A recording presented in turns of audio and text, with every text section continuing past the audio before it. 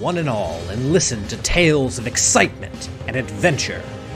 Tales of daring heroes, savage monsters, and bards who just couldn't keep it in their pants. Tales of friendship, nobility, drunken foolishness, and unforgettable fun. These are tales of role-playing games, fair listeners, and this is Rollin' Bones. My name is Ryan Howard, and I shall be your guide.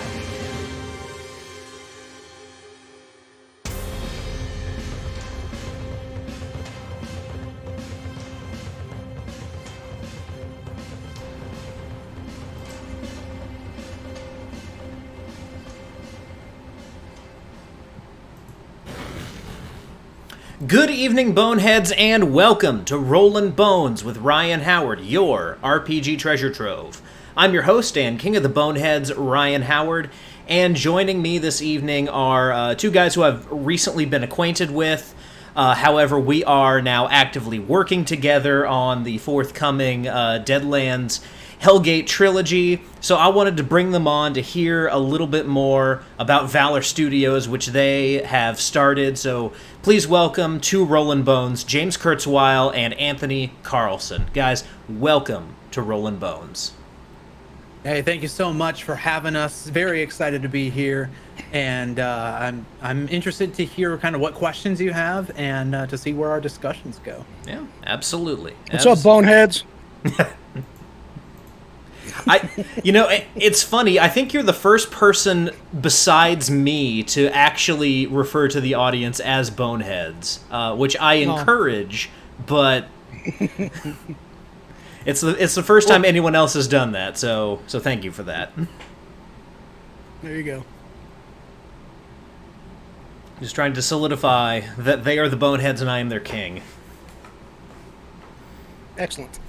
So what is your title then, other than like you have like, Bonehead King or? I mean, like, as far as this show goes, I've not kind of denoted different ranks within my Legion of Boneheads. I'm working on that as I'm, working on what Patreon would look like for this platform. But aside from that, my title is just host and founder, and king of the Boneheads. Would you be the big bone? Is that what they call you, the big bone? I suppose. And Elfie here in chat, my wife, is the giver of lunch around the house. That's what the cats call me. I dig awesome. that. Cool. So, guys, we are going to kick this thing off the same way that we start every episode of Rollin' Bones. I've got questions everyone gets asked when they come on. So, to start, how did you guys get into RPGs in the first place? Oh, go ahead, James. Sure. So are you talking about Valore Studios specifically, or us as individuals? You guys as individuals. So I started playing RPGs, specifically D&D, I believe 3.5, back in high school. A bunch of my buddies and I went over to my buddy Chris's house. And, one day, because I had actually learned about the game from a friend way back in elementary school. And he's like, hey, check out these books. And, like, it was always really fun, like, flipping through the books and checking out, like, the pictures and reading what they had in them. And I always wanted to play, but he's like, oh, no, it's too complicated. I don't want to deal with it. So I was like, okay, cool. You have these books. We're not doing anything with them. And I ended up finding some copies for pretty cheap. So I went and picked them up, and I was like, hey, guys, we're going to do this, And we made characters, and chaos ensued. It was a very, very fun time. One of my favorite memories is my buddy Matt was playing a dragonborn known as Nalbar. At least I think that's what his name was at that time. And he was like, look, I don't have a shield, but we're going against all these guys. So you know what? This is a wooden door. I'm going to go rip this door off and use it as a weapon and a shield. And he scored an @20 on his check to do so. And he just carried around this big wooden door, and he called it his battle door. It was great. And I've been playing ever since then. There's been stints of time in my life where I'd go 4 years without playing or so, but it always drew me back. I love role-playing. I wonder how common that experience of I rip the door off and use that as my shield is in RPGs, because I had a friend in one of our games an NPC had what our GM described as an unbreakable door, so we had to break down the wall to get through it. But he said, "I want to take the door," and so he rolled a 20 to like break the hinges and get everything off, and the door was completely intact because it was quote unquote unbreakable. And I'm pretty sure he used it as like a +2 shield or something like that. That's awesome. Nice. So, Anthony, what about you?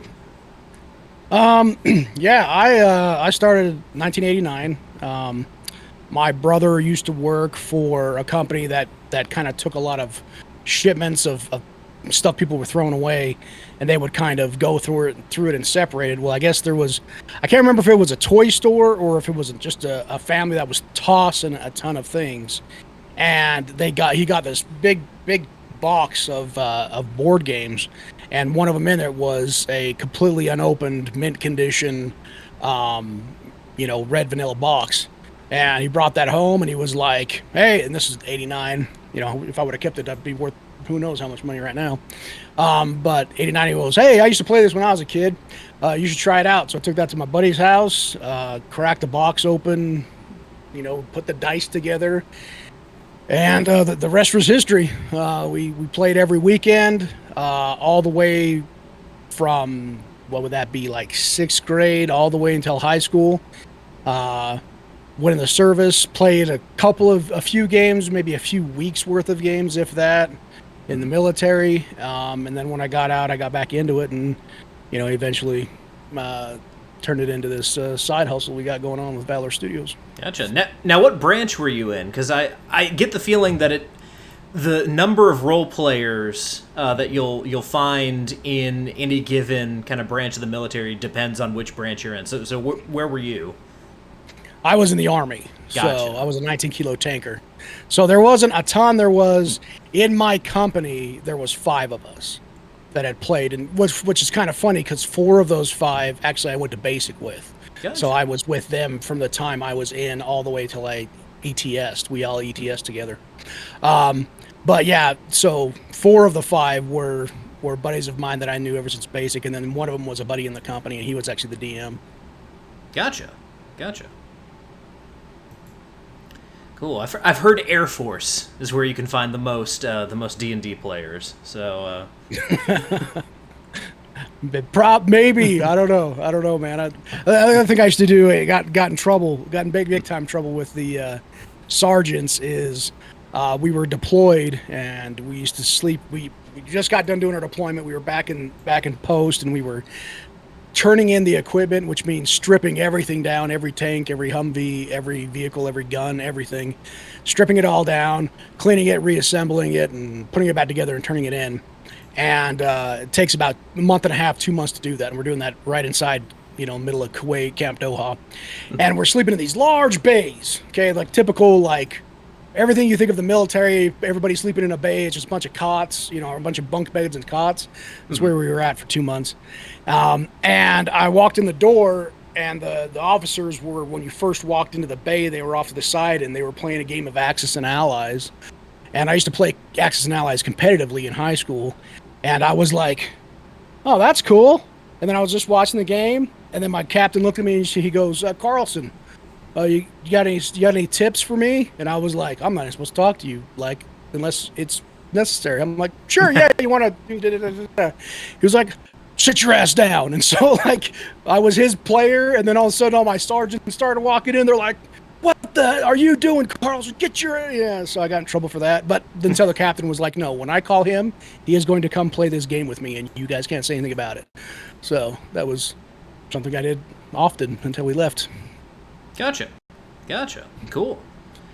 So next up, as far as questions that I ask everyone, and I think I know the answer to this one based on the conversations we've had. What's your favorite game system that you guys have ever played? Definitely Savage Worlds. Like, hands down, the flexibility of it is astounding. You can play pretty much any genre, you can create any story that I can think of, at least. and make it work in the system with very minor changes, or adding. It's pretty easy to add mechanics too, and they actually have 12 different genres, I want to say, of just like worlds that you can explore and play in, and information on what's going on. Like they have a pirate one called 50 Fathoms. I don't think it's updated for the newest version yet, but I mean, just the fact that they have, like, if you want to play pirates, there you go. If you want to be in space, they've got The Last Parsec. If you want to play fantasy, they got Pathfinder for Savage Worlds. If you want to play superheroes, they've got the Superheroes Compendium. It's crazy. Gotcha. Yeah, it's I mean, D&D will always kind of be at the heart of me because that's what I played for. I mean, I played a lot of games. I don't want to list them all, but you play a lot of games. But for me, I guess since D&D was kind of the beginning, it'll always kind of be close to my heart. But as far as what I would rather play right now, it's Savage Worlds. And in a streaming context, there's not a better system that I've played that for streaming. It's between the exploding dice and, like James was saying, the fully customizable characters and NPCs and settings, and how like literally you can just patchwork these books together to make sure you've got the setting pieces that you need, is amazing. Like, you just take all these books, you take 4 or 5 different books to patchwork from, and all of the rules work together to build a perfect setting and character creation. And then the audience obviously loves the exploding dice. So it's, for me, it is the go-to game system for streaming. Gotcha. Absolutely. Yeah, I love Savage Worlds. Savage Worlds is fantastic. I've except for one instance, which was not Savage Worlds, it was Deadlands Classic, which I'll tell you guys about here in just a little bit. I've enjoyed every time I've gotten to play Savage Worlds. Now, going back to those kind of early days where you guys were kind of first starting out role-playing, who were your first characters or your first memorable characters?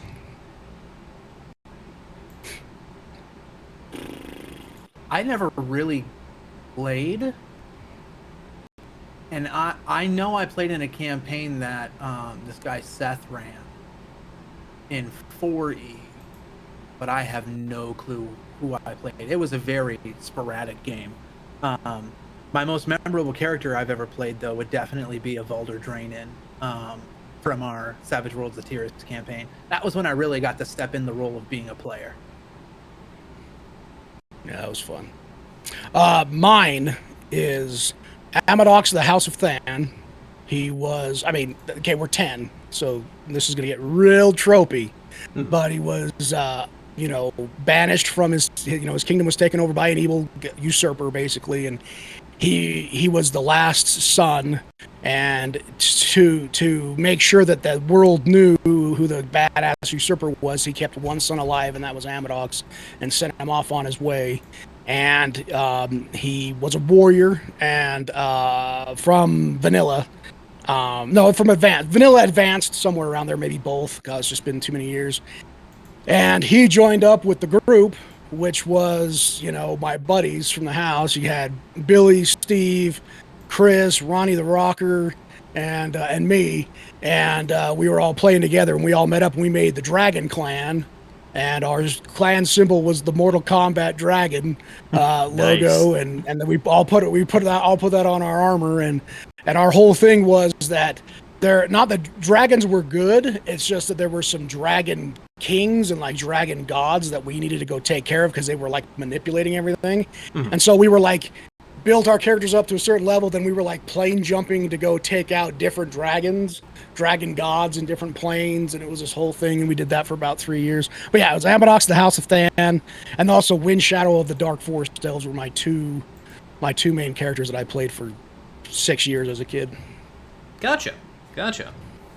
So, in the games that you guys have found yourselves in, just kind of, over the course of your role-playing history, have you found that you're kind of in the role of forever GMs, or do you guys get to play a good amount as well? I don't GM anymore. I gave up. I mean, here's the thing, okay? Like, GMing and I don't know how long you've streamed games, Ryan, but every GM learns that there is a gigantic difference between streaming a game and sitting back and building a game for your buddies to sit around and have beers and have the couples come over and just have a fun Saturday night. Massively different worlds, okay? So much more goes into the streaming side of it because now you're being held accountable to, you know, people, usually professional people, or people trying to be professional people, trying to adhere to a schedule and a cast call and the audience and a company that's putting it on. So there's a lot. You still have fun. Like, fun is still at the core of everything, but it is very different because now you have to figure out like what trends are going on and make sure that you're actually giving the audience something they want to watch. What day of the week you should have it on. All the whole 9 yards. So the reason why I stepped aside as far as being a GM for the moment, because everybody keeps asking me to be one. They love my characters and they love my brain and they want to see me in the seat. And I think all of my DMs want me to be in the seat so that they can hold my butt to the fire as much as I held theirs to the fire, which is the way it should be. And so that's the biggest reason is it's so time consuming, and I want to focus on being a player because I've got all this other stuff, school and all these things going on, and help build the business and build my brand as a person. It was a lot easier to do that as a player because I could play in your game, I could play in your game, I could play in your game, I could play in 4 different games a week back then, and I'm building my own personal brand, and all I've got to do is just be the player. There's still a lot of pressure on the players, obviously, without locking myself down to being the GM of this game, and that now takes up all of my time as far as my streaming professional time. So, but that said, I'll be in the GM seat probably around this time next year after I'm done with school and whatnot. Gotcha.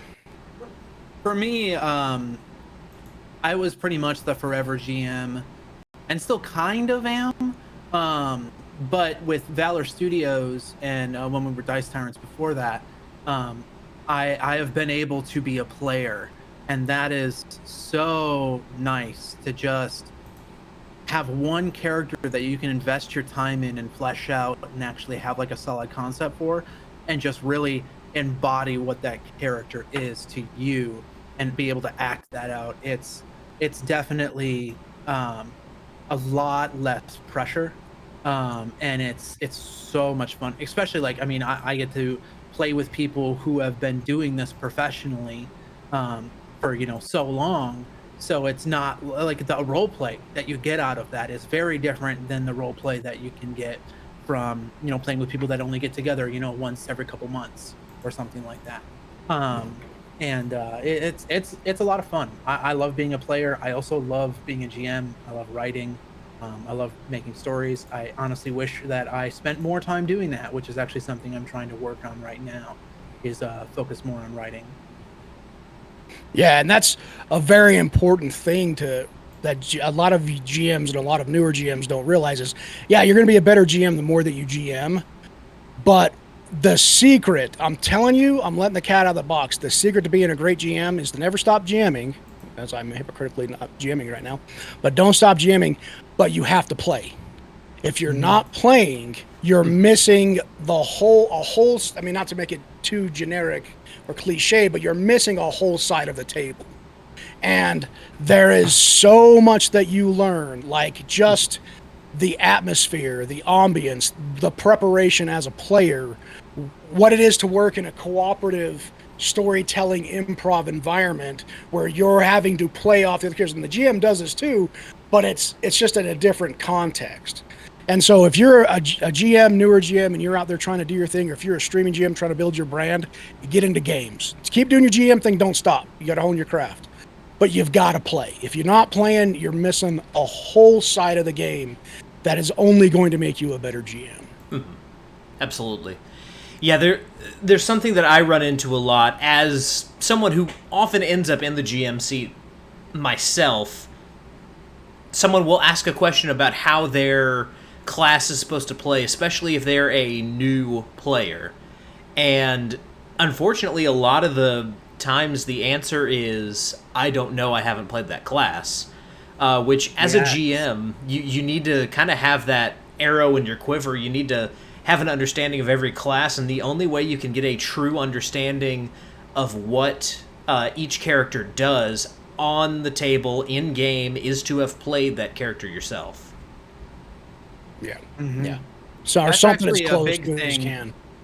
That's actually a big thing that ended up becoming not really a point of contention, but for me was embarrassing. Is I hadn't GM'd for so long, and then I started this company up, and I was like, we should stream. Our games are really fun, and I want to share those stories with the world. But when you start when you're a newer GM, but you have players that know the system in and out, that know every spell, it can become this point of like, oh man, I don't remember what that does. Can you remind me? And I feel like it can be embarrassing to ask that question as a GM because you're expected to know that information, but it's very important to kind of take a step back and be like, I can't know all this stuff, and understand that it's just it's not possible for one person to hold that whole toolkit in their pocket like that. And I think that if there are players at the table that expect that, you should check yourself in a way. Yeah. There's nothing wrong with just asking the player like, hey, what does that do again? Like, hold on, even midstream.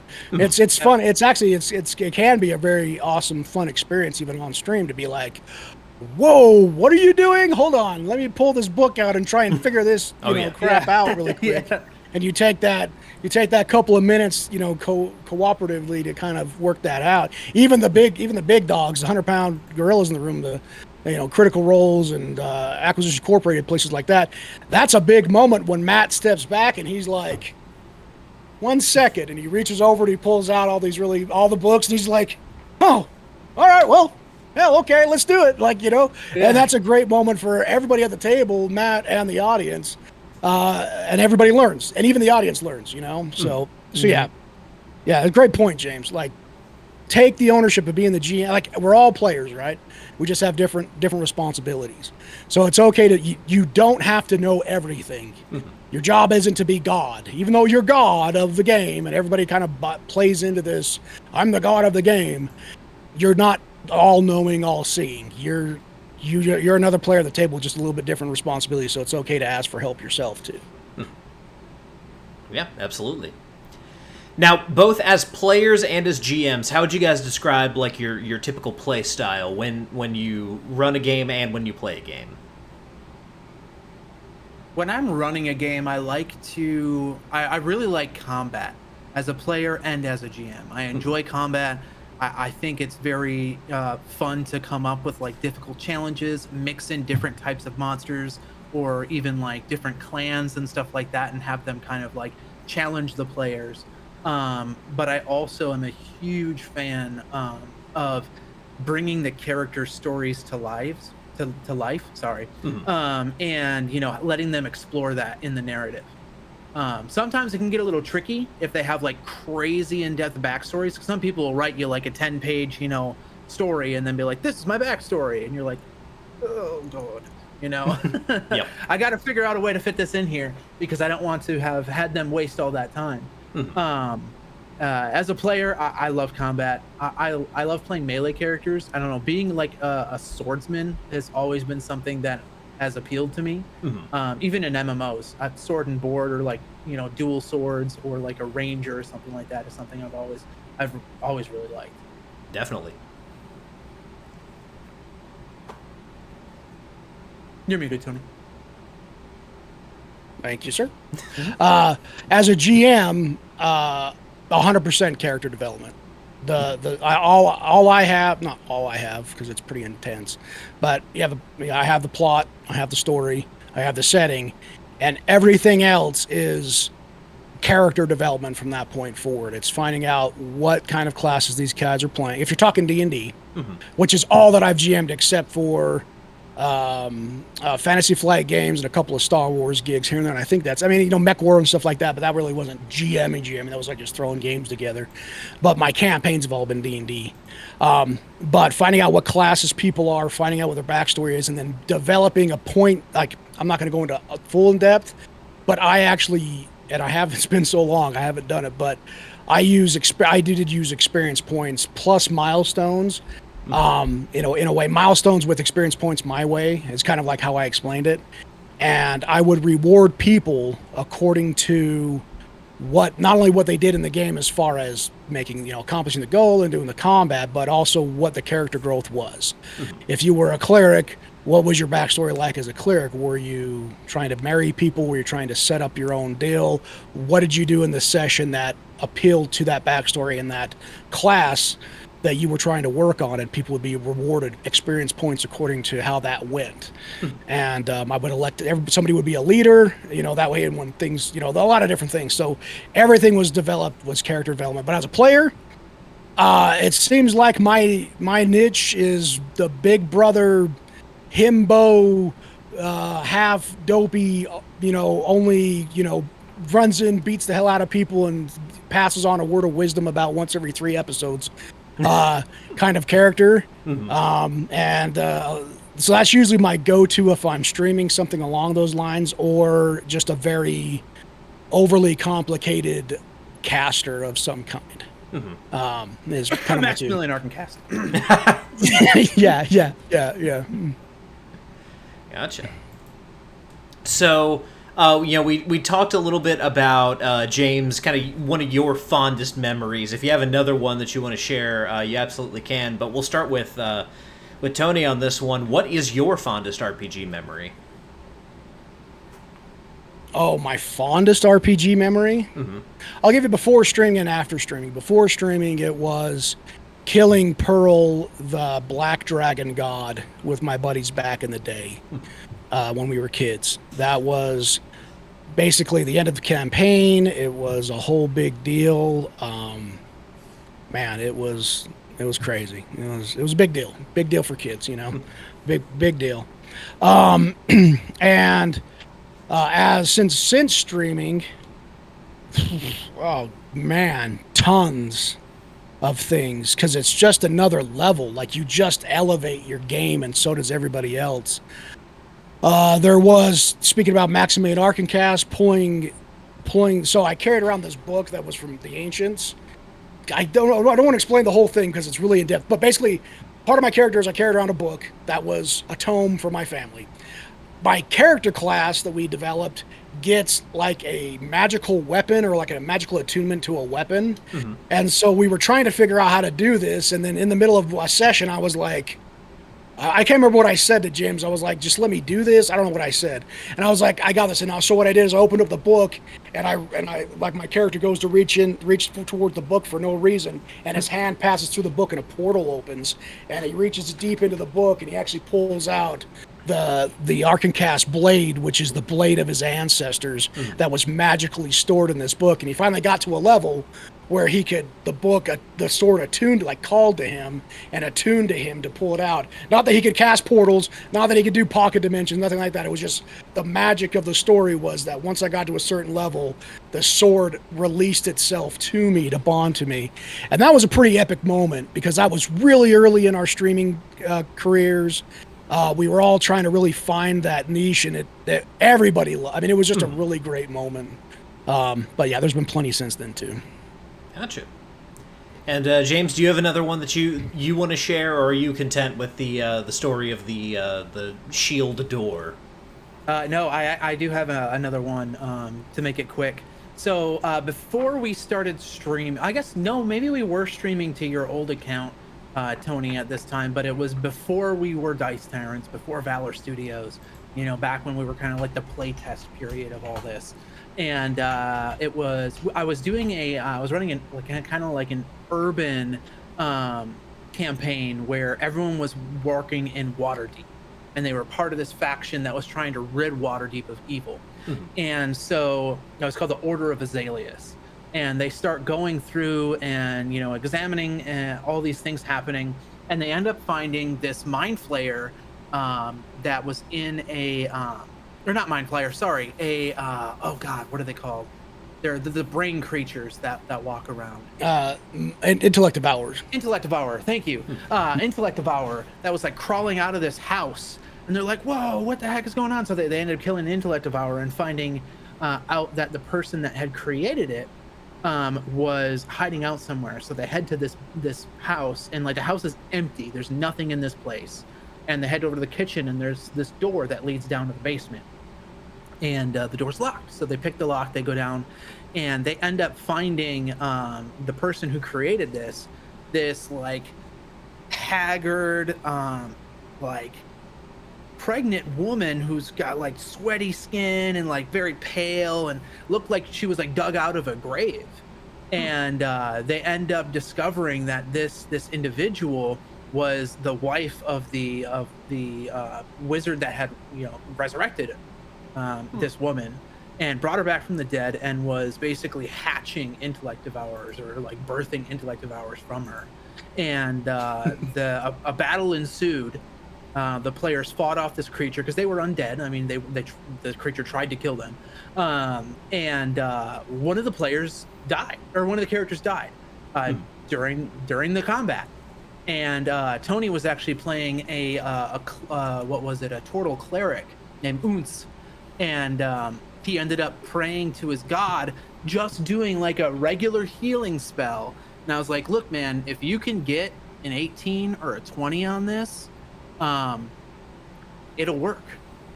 Even though it wasn't supposed to, I thought it would be really cool to, give them a chance of bringing this character back. And everyone was on the edge of their seats, like tilting forward, super intense. And the player whose character died, the character's name was Hyrwraith, and I think she was a paladin. She was, dead on the ground, bleeding out, blood pooling around her. And Unz takes his hands and like puts it over the wound and prays to his goddess. And we see this like sea green light kind of splash down on the body as he's casting this spell. And I describe how her character is revived. And she got super quiet. Like, I don't know if she like disconnected from the call or whatever happened, but she got super quiet. And we're all celebrating. And she was like crying.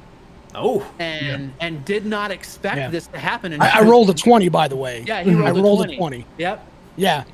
I rolled a 20, by the way. Like to her core, this player who is, whose character just fell and is now resurrected, was so shook by the experience. You could hear it in her voice, and she's like, I can't believe that happened. I didn't think that was even possible. And it was for me as GM, like that's one of those pristine moments that I will never forget, because it felt so good to have allowed that to happen, even though mechanically it's not supposed to. Right. And that like it was amazing. That the energy in the room was great.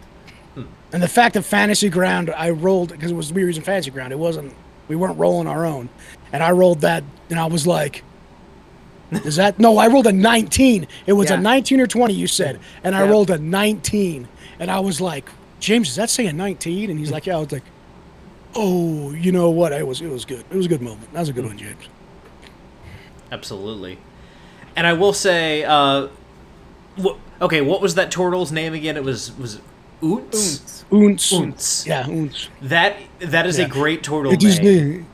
It was Unz, and he was from the Turtles, and he worshipped the sea goddess, and he was the cook on the Maiden's Rage, and also he helped patch people up, and he had his crossbow made of driftwood, and he was this whole thing. The whole thing was going on. And your reef axe, I loved the reef axe. And then my axe was made of reef, and I had bandolier around me to help me help people. That is my second favorite turtle name that I've heard of all time. The first favorite comes from my friend Austin. He played a turtle cleric named Great. Perfect. I love it. But over the course of the campaign, Great actually died. And so at a certain point, they just kind of memorialized the character of Great, when anytime someone would say, oh, that's great, or any kind of reaction, immediately someone at the table would go, Great's dead. So it just became a thing for them. They're like, no, Great's dead.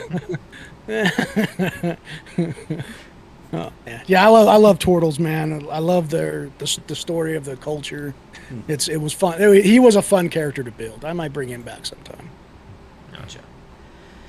Cool. So last of these kind of introductory questions here. And this one, the answer to this can be as philosophical or as sophomoric as you want it to be. But if you guys could put anything on a t-shirt besides the Valor Studios logo, what would it be?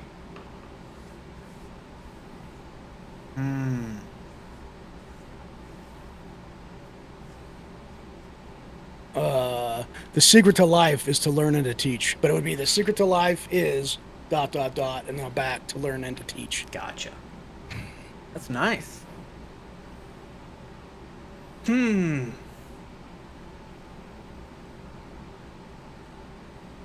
Honestly, if I could put anything on a shirt, it would probably be like an image of Earth, but on fire, and just basically say, hey, we got to save it somehow. And maybe like, some kind of hose putting out the flames or something, because I really believe in taking care of the planet and making sure that everything is kosher, because it's the only one we got right now. And I think that needs to be a message that we need to bring forward. Gotcha. Cool. So that's it for the introductory questions. And real quick here in chat, I want to say hi to Todd Moonbounce, who has joined us. What's up, Todd? One of our fellow cast members. So Todd, welcome. I'm glad that you could join us. But yeah, I mean, going back to kind of the very beginning of your streaming careers, how did you guys end up meeting each other, and how did your streaming start? You want to take this one, or you want me to take it? I usually tell the story. You tell the story. I'll take it. Yeah. So, to give you an idea, I was playing TTRPG before I even met Tony, with a group of individuals, and we tried streaming it, and I really liked it, but I was going to college at the time for IT, and I didn't have the time. And so I canceled it. I stopped it, and I was, hey, I don't have the time, and tabled it for 4 or 5 years, something like that. Like, quite a while. And then suddenly, out of nowhere, I was like, man, I want to play more TTRPG. I missed that. Like, I hadn't played it for forever. And I ended up making a post on somewhere. I think it was the Fantasy Grounds forum.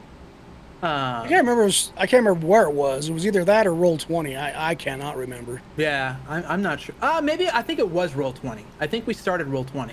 And I made a post on there. Hey, looking to get some people together, looking to get a community started, blah blah blah. And that's where I met Tony. I met Kai, and then Mascane in our Discord, and then I met Sarah through that. Sarah, yeah. And a couple other individuals, and wonderful people. At least the ones that are still around. And we started playing games together. And hanging out, talking, played games like once or twice a week. And Tony and I started our friendship by like, this is pretty good. This is good stuff. I think people might want to watch this. We were like, how are we gonna make that happen? What do we got to do? Yeah. And so we started off. Funny thing, Ryan, is we used the same overlay that you're using, and as soon as I saw that, it really brought me back. With the Crusader overlay. It's a great overlay. Oh yeah, absolutely. And so we set up the overlay. We got that all taken care of, and we started streaming, and it was horrible. It was bad. It was bad. We had people. It was so bad. Stream, people burping and farting, and eating pickles. It was horrible. It was so the bad. Video was bad. Our audio was garbage. Is this where the someone eating a plate of spaghetti on stream happened? Was that in the early days? Yeah. Yes. No, homeboy shows up twice. First time he shows up, dude shows up with a plate of macaroni with his shirt off. And about 6 hot dogs. And I ain't joking. Like, I'm an eater. Like, I'm a big dude. Like, I eat. But, man, this dude showed up with his shirt off, eating a whole bowl of a bowl of macaroni and like 6 hot dogs at home. Dude's just chilling with his socks off, and I think he was wearing his underwear. I can't remember, but dude was just chilling. Like we went live. We had no idea. He just comes in, sits down. He's got this food and all these hot dogs, and we're like, cut. Shut off the cameras. Oh man, it was so bad. Oh god, I didn't realize my Paparani had a streaming career. Yeah, it was Exactly. bad. It was bad. Oh, And dude. honestly, like so the hard thing is when you're streaming TTRPG, everyone has to be bought into what you're doing. Oh yeah. Like, and Yes. it took us a while to really realize the difference between, and I'm not saying one way is wrong or the other way is right, but there is a big difference between wanting to stream playing games with your friends and wanting to put on a TTRPG production. Those are two completely different sides. Completely of the different coin. worlds. No side is Yeah. right. You know, if you just want to stream yourselves playing games with your friends, that's totally cool. Do that. If you have fun with it, hopefully you're successful. Like, I hope so. That's great. Yeah. Wish you all the But luck the in the others- world. Yeah. And the other side of it is like putting on professional productions and doing what you can to do that. But that also is very expensive. Like, I mean, a lot of, I feel like people think it's not as expensive as you think it is, but when you're paying for the artwork, when you're paying for the music, when you're paying for, hosting and all that kind of stuff, it adds up really quick. Yeah. And it's wild. And you don't make a lot of money at it. That's another thing. Even us going into it, man, when we went live the first time, we're like, we're going to have like 50 people in here. This is going to be awesome. And like, we were all super excited. We had 5, which was James, Tony, Sarah, Eli, and the other person. Yeah. Yep. And we're like, oh shit. And it was, oh man. And it was that way for a while. For a long while. It took a long time for us, at least it felt like a long time, to like start to crest and starting to build that cycle up, And but yeah, it was an adventure. Like, because nowadays there's all these, like, because this was in 18 or 19 that we started. 19, yeah. Yeah. And there were some things going on as far as videos, but the amount of people who are streaming TTRPGs now compared to back then It's way more galactically different. Oh yeah. Like as soon as Critical Role took off, I think it's mostly because of Critical Role. I would agree. Took off, 100%. and Hasbro, like, they made $2 billion off D&D last year or whatever it was. But as soon as Critical Role, and especially when Critical Role hit that 11.5 mil to get the cartoon going and then got picked up by Amazon, I think everyone and their cat wanted to stream TTRPGs now. And you got all these actors, C grade, B grade actors all open up their own streaming companies now, and all of this stuff started flooding in. A bunch of people coming in from, theater backgrounds or just trying to get something on the internet for their portfolio. But back then we didn't have any of these videos, these like how-to videos, or this is what lighting is, this is what building layouts is for. They were there, but it was like, it just wasn't the same. Now you go in and you've got 1,000 videos for just talking about what camera to use. You know what I mean? And a big shout out to Harris Heller. Seriously, and the Yes, Alpha Gaming Channel, dude. and Senpai Records. Yeah. Holy crap! Like if anyone is looking for equipment, like just anything, lighting, equipment, how to run Twitch, like all that stuff, Harris Heller is baller. He is awesome, super cool dude. Yeah. Very chill. Yeah. Yep. Absolutely. I haven't watched any of Harris's content. I definitely need to check that out, though. Because a lot of... When I first set this up, when I first started streaming Rollin' Bones, it was very much trial and error. And very much me figuring out, what works, what doesn't work. Overlays was a big thing. I streamed without overlays for the longest time, and it looked terrible. So I feel like we've kind of hit a stride here on Rollin' Bones. I feel like we're primed for some growth, but yeah, it is for anyone out there who's thinking about their own stream, their own actual play, any of that. It's a struggle. You will run into several brick walls that you'll have to smash through or climb over. So I actually, if you don't mind me butting in, I think that this is an important thing for everyone that's looking to specifically TTRPG streaming, is to keep in mind is that there are so many people that are doing TTRPG streaming, so many that have their own groups, and when you even I wish I would have thought about this before doing what I've done, because honestly it would have been easier had I followed the advice that James now is, should have told James from 5 years ago, is you've got to look at how many other groups are doing what you're trying to do, and really think about how much competition that is. Because on Twitch, like especially Dungeons and Dragons, like if you're gonna stream D&D and you're a brand new IP, I guess, whatever you want to call it, it's gonna take a long time to get going. So is it? And I'm not trying to dissuade you either, Ryan, because this is a great talk show. I love it. Thanks. Yeah. But it's very important to think: do I want to do this because I want to have something that's my own, which is completely valid, and that's a reason in and of itself to do it. But or is it, do I want to GM and I want to tell stories with my friends? Because you can always reach out to someone who's already established and pitch them a show. And maybe they, like with Valor Studios, like if you, Ryan, or even someone we haven't worked with yet, wrote up a PDF of like, hey, this is my show idea. I don't really have a whole lot of cast members. I don't really know what I'm doing, but it was a great pitch. We would totally talk to those people and be like, yeah. Let's see what we can do. And that's something that I feel like isn't something a lot of people do yet. And I think that that's a great idea to get your feet wet in the streaming sphere with, and getting an idea of what you'd be getting into before starting. Because I wish I would have done that. Yeah, I really wish I would have done that before starting DT and now Valor Studios, because I would have progressed so much faster, and DT and Valor Studios would have progressed so much faster because of that. But anyway, sorry, I don't mean to take up all the screen time now. Oh no, all good. and what I'm, for anyone who doesn't realize this, what I'm doing with Night Haven, which is that's my first time running an RPG on stream. I've never GM'd a streaming RPG before Night Haven.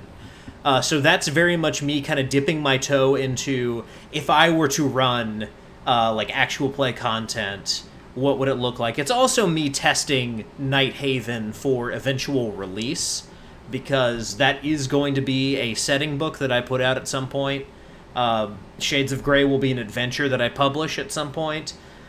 So yeah, that's what Night Haven is. But that's one thing that I'm super excited with working with you guys on, is seeing how someone who has kind of made the mistakes, learned from them, and created something that people enjoy, something that's growing, something that's got production value behind it. Seeing what you guys do, how you run your streams.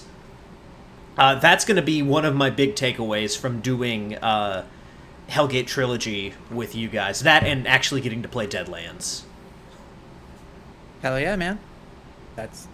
You're doing exactly what I just talked about, which is getting in with, you're doing your own thing. Yeah. But you're also working with other people that have been doing this for a while now. And, swap ideas. I'm totally cool with talking to you about any tech issues you've been having, or if you have, stuff that you want to throw around. I'm sure Todd Moonbounce in chat too would be willing to have those discussions as well, because he's been doing this for a while. And that's the thing, is like there's so much potential in people working together, creating that unification, that unity between TTRPG groups, and building something that would be better than if everyone was separate, Oh yeah. Especially with like a stream team or something like that. Yeah, absolutely. Yeah, and I mean, I'm all about kind of, building connections and kind of, building a network of people, because I've noticed on the publishing side, I'm good friends with Levi Combs from Planet X Games, Skeeter Green from Skeeter Green Productions. Those guys they have this like kind of gang of OSR publishers that they all work with each other and promote each other's stuff, and they're a super tight group. And I see that, and I'm like, I want to do that. But I want to do that with streams, and so that's why, like Gamertarians are part of my Nighthaven stream. Is I want to kind of loop them in, that and they're great dudes. But working with you guys and kind of connecting Rollin Bones and Valor Studios, connecting with Todd and what he's got going on. All of us kind of being friends, putting out content that's related to each other. And really, growing together, growing alongside each other. That, if that ends up happening, then mission accomplished, in my opinion. That would be a great result of everyone kind of coming together on this. Mm-hmm. And that's one of the reasons I want to drive towards partner. Is once you get Twitch partner, not only do you get the 70-30 split, which is great, but you can start making those stream teams. Oh yeah. And we can start kind of networking together and working on all that stuff, which is awesome. That it creates more of a community. Oh yeah, absolutely. Yeah. You are Ryan. You have the right frame of mind, my friend. Most people aren't that forward thinking. Trust us. Most people are not that forward thinking, and that's exactly how this industry works, because that's what it is. It's turning into an industry. Mm-hmm. It's all about what you do, make games your way, because that's why people tune in, is because they want to see games your way. Yep. But you've got to network with other people who are doing the same thing and all support each other. If you don't have that, you're going to, aside from sheer dumb luck, which is a part of success, is just luck. But aside from a massive luck dump happening to you, you're going to struggle. So yeah, brother, you're on the right path. You got the right frame of mind. Awesome. So earlier you guys mentioned that Savage Worlds is one of the best streaming RPGs that you've ever run. Elaborate on that a little bit, because I love Savage Worlds. Never tried to stream it though.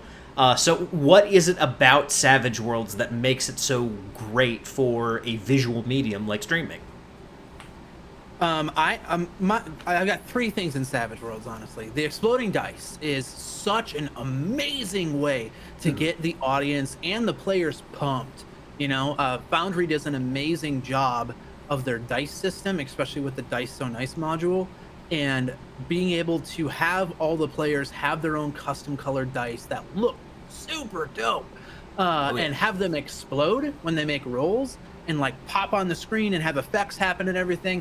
That is icing on that cake. That is salt base, sprinkling the salt on those dice. It's amazing. And I know that's more Foundry than it is like on the visual aspect than it is Savage Worlds, but the exploding dice of Savage Worlds is, even my players, like I was telling the guys, Tony and Ryan here, I do a sci-fi kind of like space exploration game using Savage Worlds, and this is my players' first time ever using Savage Worlds. They're like, this is so cool. They love it. Mm-hmm. And the exploding dice, and then the deadliness of combat. One thing that this is my biggest critique of D&D, and this could actually be just my lack of experience with the system, because I have only played it for like 2.5 years, or GM'd it, I should say. I didn't really play it. Is how easy it is to survive. Oh yeah. In D&D, and with Savage Worlds, any old dude with a pistol could shoot a lightning wielding superhero in the head and nearly kill them, or pretty much kill them. And that's one thing that I think adds to the tension and the intrigue when it does come to combat, because it's more high stakes. And then I think the rules just make it pretty easy. They have easy references, all that kind of stuff. So Yep. And not to cut you off, Tony, but just one point on the exploding dice. I noticed this when I ran Deadlands at North Texas RPG Con, and it was a group of people who mostly had not played Savage Worlds before. The exploding dice at a table setting, in a convention, and I think it's going to be especially this way on a stream. When your dice explode, especially if they keep exploding, that pop from the crowd you get with a natural 20, imagine that but continuous. Yeah. And we had a microcosm of that last week when we were just doing like a mock combat session to kind of learn Foundry. When dice would continuously explode, it was like everyone was popping for it. It was great. So I can't imagine what the reaction from the audience is going to be like when we take this thing on like live and dice are exploding left and right. I'm excited for that. Dude, we got like nine days, I think. It's 9 days. Yeah. So with me, do we have time for me to answer this question? Yeah, absolutely. Or will we run out of time? Okay. So like with me, why I like Savage Worlds, and I pretty much gave Savage Worlds the moniker of the greatest streaming system. I started that. No, just kidding. I like to flatter myself. No, but the reason why I do it is exploding dice. But with D&D, the biggest problem I had with D&D, and I am a D&D guy, okay, was especially with 5e, how long combat goes. And when you're streaming, like people, again, a lot of people don't realize this, and we didn't realize it at the time, but we caught on quick, was you need to kind of block your show. You need to know how long things are going to take, because you've got 3 to 4 hours, 2 to 4 hours, whatever it is that you're doing, and you've got to fit a session in that time frame that is something that's digestible and identifiable by the audience. So you've got audience members, and we even have taken polls and asked people, like, this is a whole thing. And literally, basically, half the people, in my impression, my experience, my opinion, half the people who play D&D love RP, half the people who play D&D and watch D&D love combat, and then everybody just kind of likes both. But genuinely, you have to appeal to both sides. Oh, yeah. If it's all combat, you're going to alienate your RP people. If it's all RP, you're going to alienate your combat people, even though everybody kind of likes all of it, but there is some nuance to the philosophy. And with D&D, it was like there was no real way to plan out or block out, okay, we're going to run this combat for an hour, like as a DM, like James the DM, he's thinking, how do I plan this? Okay, I want combat for 30 minutes or an hour, and that's it. You can't do that with 5e. 5e, you could be in combat for 2 hours depending on what's going on and the amount of heals that are going on and whether or not spells are landing and all this kind of stuff. And so it made it super hard to plan out a show that wasn't either going over or you were never getting to the plot points. It was dragging out, But with Savage Worlds, it's a little bit different because Savage Worlds works so much faster that not that you can like script out or completely block out, okay, hour 1 we're doing this, hour 2 we're doing this, hour 3. I wish it was that. The magic to the system is being able to figure that out, and then you've reached the pinnacle of streaming TTRPGs, because now you can proactively make like a TV show rather than just people playing a game. But with Savage Worlds, you get a lot closer to that because combat doesn't take that long. And GMs need to remember this. Not more people, harder people to put down. That's the magic to Savage Worlds. I'm giving you a bunch of tips. Yes. But it's not about throwing out 10 enemies you got to fight, because that's just going to turn you into D&D. Yeah, that's like gonna, 2 that makes combat so much longer. And any system. Yeah, make 3 or 4 people that are, wild cards, maybe 1 or 2 wild cards, and make them harder to put down is going to be a much better experience because you're actually rolling through the combat faster. And so the combat was what drew me into Savage Worlds the most, because to me as a player and a GM, combat is a speed bump to the plot. That's all combat is to me. It's not that big of a deal. It's not the biggest thing in the world, but it is the speed bump to capsulate the plot points or to kind of move the plot point along. It is not the crescendo. The crescendo is whatever the character changes are. The conflict of the internal characters is what's more important. And so that's why I recommend Savage Worlds, because you can build it in a way and build your combat and build your shows a little easier with Savage Worlds, at least in my experience. Mm-hmm. If we're just doing Savage Worlds of D&D, if there's another system that's out there that does the same thing, tweet me at Dice Barbarian on Twitter. Tweet me and let me know, because that's the magic sauce that we're all trying to figure out, is how to make these shows more shows. Mm-hmm. You know.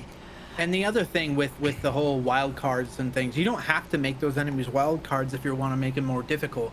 Just don't have them only have a 1 wound threshold. You know, once they get a wound, they're down. Yeah. You know, give them 2 wounds or 3 wounds, but don't make them a wild card. Or, you know, you can up their stats, all that kind of stuff.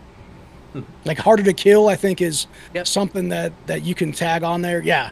But less people that are harder to kill, not 15, especially if you're using a VTT, because that GM literally has to regulate every single one of those. And so the players are just sitting there, and he's like, okay, this character is doing this. Okay, this one's doing that. And I've done that. I've been that GM, and it sucks up so much time. Oh, yeah, messing with layers and the audience is everything. suffering the most. Oh, yeah. And the audience is suffering the most, because the audience isn't even playing. They're just like, what are you guys doing, you know? Yeah, so and Savage Worlds allows you to do that, I think, better than any system that I've played. Just my personal opinion. Yeah, absolutely. Yeah, and one system that I think will be kind of interesting, I've not seen anyone try it. I'm sure someone is doing this out there. But I think Dungeon Crawl and Mutant Crawl Classics will end up being good systems where combat's speedy, things aren't as kind of hit spongy, and everything's a lot more simplified, so the action will kind of be faster in Dungeon Crawl Classics and Mutant Crawl Classics than it is in 5th edition D&D. Because I totally get that. That's why I focus more on DCC and Savage Worlds. Well, one, the community is fantastic for both. But those systems are more interesting to me, because in 5e, when you get to combat, which a lot of characters are built around, you know, I'm built around being great in combat, that can be a bit of a slog to get through. And part of it is what Todd's mentioning in chat here. Role-playing in combat makes combat a lot more than just, this is where we, do our math problems. Yes, which I love role-playing in combat. Yeah, especially as a caster. That's my favorite thing as a caster, is to RP my spells and my casting. Yeah, for anyone who hasn't seen it, Professor Dungeon Master did a great video on describing combat and narrating combat. And basically what he says is read Robert E. Howard for how to describe what you're doing to someone else when you're attacking them. And I guess for the context of Deadlands, which we'll be playing in, I imagine Louis L'Amour probably has some great descriptions of Western combat. You can definitely see great descriptions of Western combat in Western movies. And Westerns have this iconography around combat within the setting. There's the standoff at high noon, fanning the hammer, like the rifleman thing with the lever action rifle where you're rapidly shooting and rechambering rounds. There's so much visual understanding of what Western combat is supposed to look like that I think role-playing in combat for us is going to be a lot easier than maybe it is for people who don't necessarily know what sword combat would actually look like in their heads, necessarily. Yeah. Would be fun. Absolutely. So, while we're, kind of getting towards the end of our time here, there's a lot that you guys have coming up beyond even Hellgate Trilogy. Anything that you guys want to talk about as far as where Valor Studios is going in the immediate future, I definitely want to give you guys the opportunity to discuss that. Yeah, I would say for Valor Studios, our biggest thing right now is we've got Deadlands, the Hellgate Trilogy, starting on September 1st at 7:30 p.m. Central Time. That'll be at twitch.tv/Valor Studios. And the big thing that we're kind of working on right now is deciding what our next big project is going to be. We have a lot of ideas, a lot of creative minds that are all kind of working together, trying to figure out, okay, we've got Deadlands, Ascended Season 1 is getting ready to wrap up. I'm actually realizing a little bit that I might want to move back to like something fantasy and not do sci-fi as much. But I'm not sure yet. I haven't made a hard decision on that.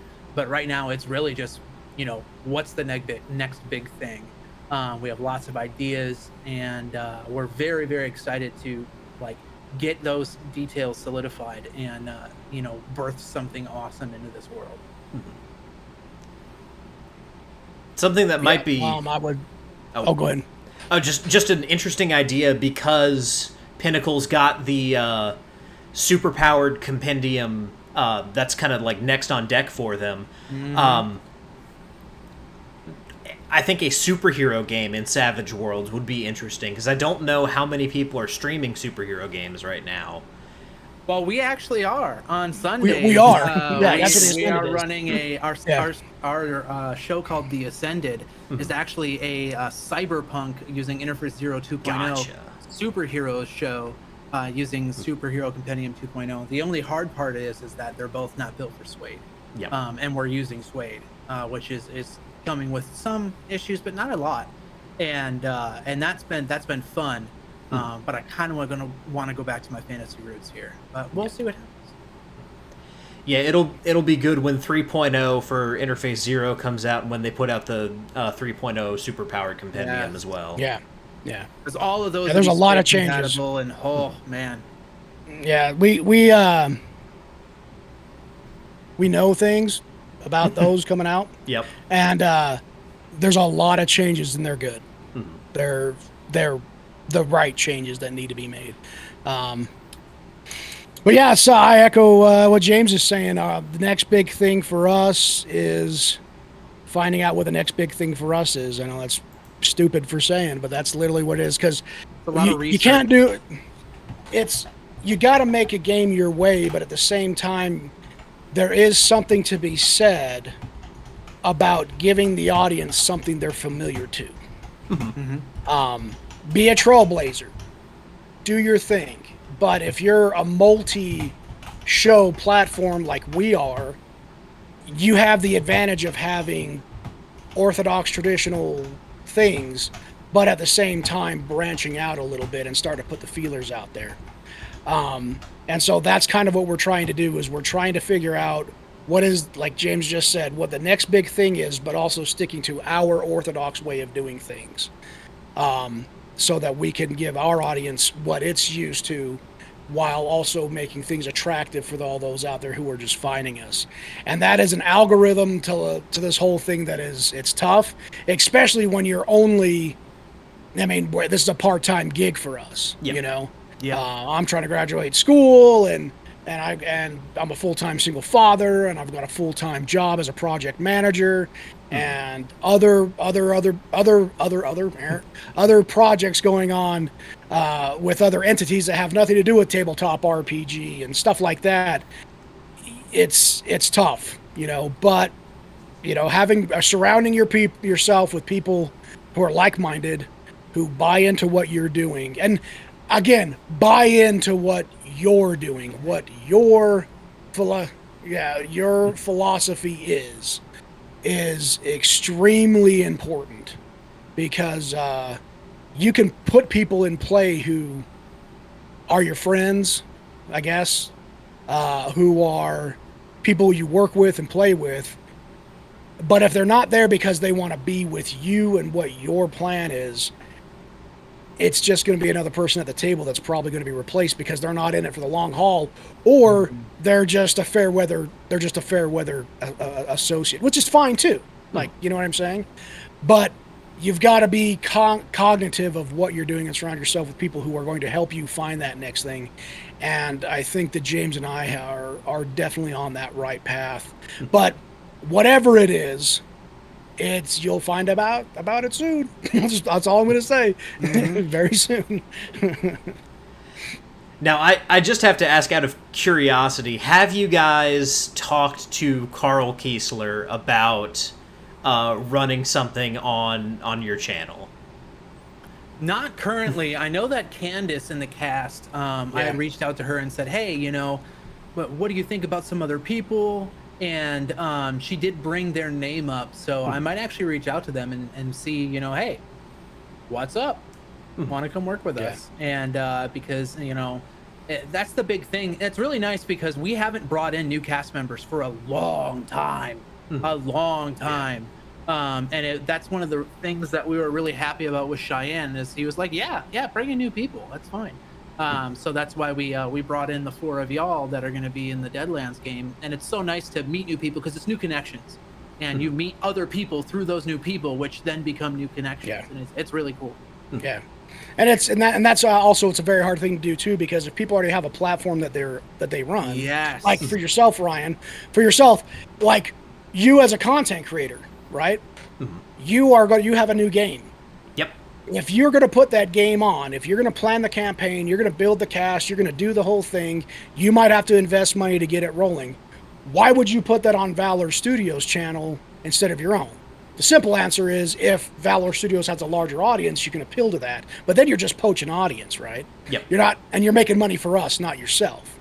And so that philosophy goes into like trying to get other DMs, especially DMs, to come over, because most DMs are also the owners of the platform. It's like it's just the way it is. Like most DMs are the owners of the platform. So it's very hard to try and convince someone to leave their homegrown grassroots platform that they're making money off of or potentially make money off of to come to us and make a little bit of money, make some money off of it instead of all of the money off of it.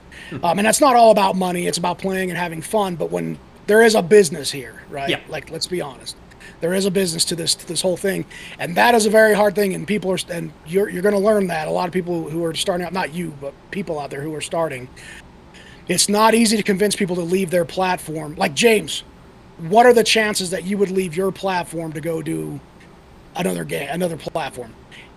It would have to be small. I mean, if it was a one shot or something like that, that's a different story. But if someone said, "Hey, I need you to run 12 episodes for us," I'd be like, "Oh man, they better have an audience." And like having an actual audience. The amount of money better be good, and there better be an audience there in the hundreds, if not multiple hundreds, if not thousands, to get someone to transport like over, because all of that content that you created is now on my channel. Yeah, you can link it through YouTube and but that's sitting on my channel because I produced it. So that's my in perpetuity gonna run that, so there is a business side to it, trying to get people over. But I would love to have the guy come over. He seems like a really nice guy, and Candace loves him, so I mean, hell, the more people the merrier, you know what I mean? Yeah. The great thing about Carl, one, he worked on Savage Worlds like Cheyenne, so he's very familiar with the setting. He's done some great stuff. He has he's done a lot of really cool visual stuff for his convention games, so I think his style would translate well to the VTT. I haven't talked to him about how he makes use of VTT, but I imagine he's probably doing pretty well with it. Candace would probably know more about that than I do.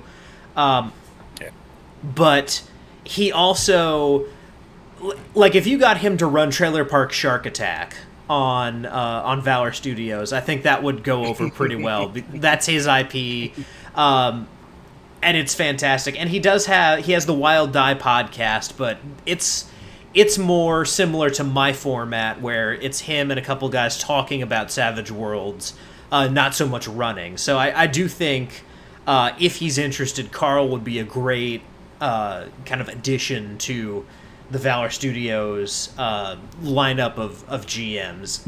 Again, if that's something that he has the time and energy to do. Yeah.